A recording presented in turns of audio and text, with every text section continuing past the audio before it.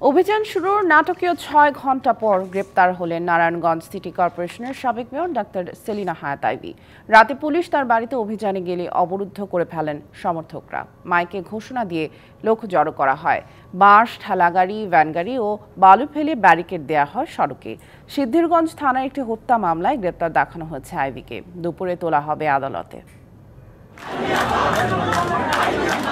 Narayanganj city কর্পোরেশনের সাবেক mayor ও মহানগর আওয়ামী লীগের সিনিয়র সহসভাপতি সেলিনা হায়াত আইভীকে গ্রেপ্তারে বৃহস্পতিবার রাতে অভিযানে যায় পুলিশ। শহরের দেওভোগের বাড়িতে প্রবেশ করার পরই শুরু হয় উত্তেজনা। গ্রেপ্তার ঠেকাতে জড়ো হন আইভীর সমর্থকরা। মাইকে ঘোষণা দিয়েও আনা হয় লোকজন। বাঁশ, ঠেলাগাড়ি, ভ্যানগাড়ি ও বালু ফেলে অবরোধ করা হয় সড়কের বিভিন্ন পয়েন্টে।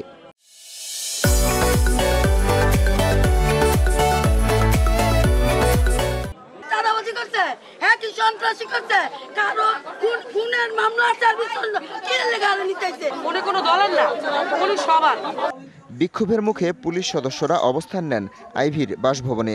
তখনও বাইরে মুহুর্মুহু স্লোগান। নাটকীয় ৬ ঘণ্টা পর ভোর ৫:৩০টার দিকে গ্রেপ্তার করা হয় এই আওয়ামী লীগ নেতাকে। বৈষম্যবিরোধী ছাত্র আন্দোলনের সময় নারায়ণগঞ্জে হত্যা ও হত্যাচেষ্টা সহ ৫টি মামলায় আসামি সেলিনা হায়াত আইভী। তবে পুলিশ নিয়ে যাওয়ার সময় নিজেকে নিরপরাধ দাবি করে আইভী বলেন বৈষম্যের শিকার তিনি।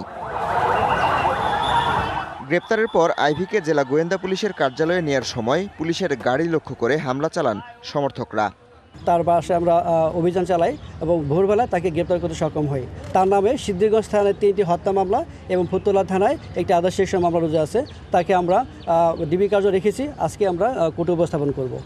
সিদ্ধিরগঞ্জ থানার একটি হত্যা মামলায় গ্রেপ্তার দেখানো হয়েছে সেলিনা হায়াত আইভীকে। DBC news desk.